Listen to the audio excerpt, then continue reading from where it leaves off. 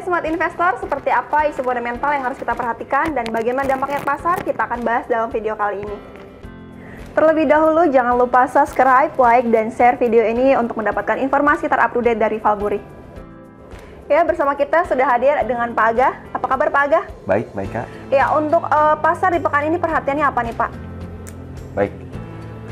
Sahabat investor, yield obligasi masih mempengaruhi pergerakan pasar minggu lalu. Joe Biden sudah mengesahkan paket stimulus sebesar 1,9 triliun dolar dan penguatan dolar tidak terbendung berkat laju yield obligasi ke level 1,6%.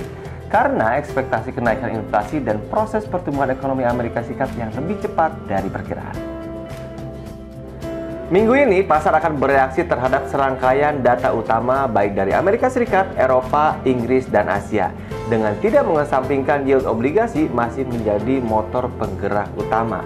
Cermati event penting lainnya, yakni rapat kebijakan Bank Sentral Federal Reserve pada hari Rabu dan Bank Sentral Inggris atau BOE di hari Kamis malam. Lalu untuk data ekonomi yang bisa diperhatikan minggu ini apa nih Pak? Baik. Untuk hari Senin, data industrial production dan retail sales dari Cina. Dan untuk hari Selasa, penjualan retail dari Amerika Serikat yang diperkirakan turun minus 0,5% dari 5,3%. Industrial production Amerika Serikat juga diperkirakan turun 0,4% dari 0,9%. Dan untuk hari Rabu, data inflasi dari Eropa dan Kanada akan menjadi fokus, di mana dini hari tepatnya Kamis pagi. FOMC meeting diekspektasikan tidak berubah suku bunga 0% sampai 0,25%. Pasar akan memfokuskan testimoni Ketua The Fed Jerome Powell di mana rumor yang berkembang akan adanya stimulus yang diluncurkan Bank Sentral. Untuk hari Kamis, data ketenagakerjaan dari Australia, data GDP dari Selandia Baru.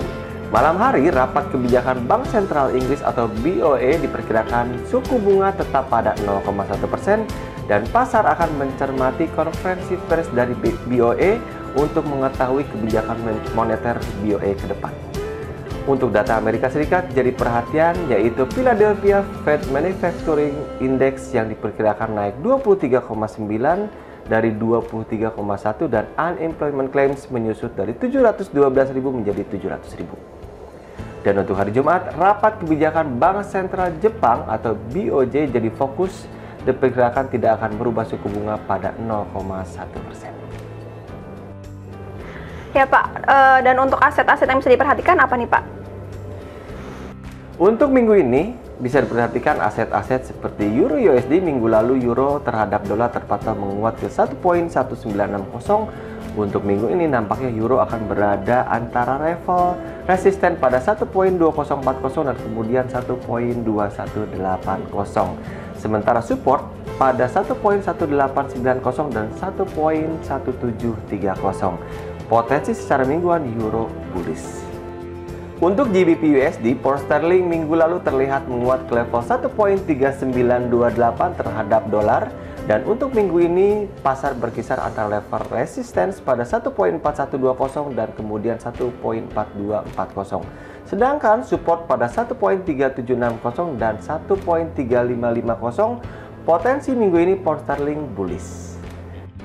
Dan untuk pasar emas, minggu lalu terpantau bangkit dari 9 bulan terendahnya oleh pelemahan dolar dan terkoreksinya yield obligasi Amerika Serikat. Sehingga harga emas spot secara mingguan rebound ke level 1723. Untuk sepekan ke depan, emas akan berada dengan rentang harga antara resisten 1750 dan berikutnya 1830, serta support pada 1671 dan 1640. Potensi minggu ini emas diperkirakan bullish. Ya, terima kasih atas penjelasannya Pak Aga. Sama-sama Mbak Ika.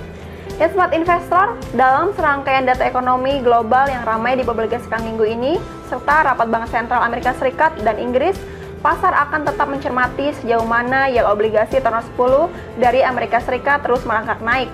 Karena dengan naiknya imbal hasil obligasi yang akan menguatkan dolar Amerika Serikat. Namun, sentimen mana yang paling kuat saat ini dan berpengaruh di pasar? Di tengah kabar stimulus Amerika Serikat yang siap dikucurkan, waspadai taking profit dolar Amerika Serikat minggu ini. Ya, demikian Smart Investor, semoga bermanfaat dan menjadi peluang untuk Anda minggu ini. Saya Ika Indriani. Dan saya Aga Gumelar. Sampai jumpa.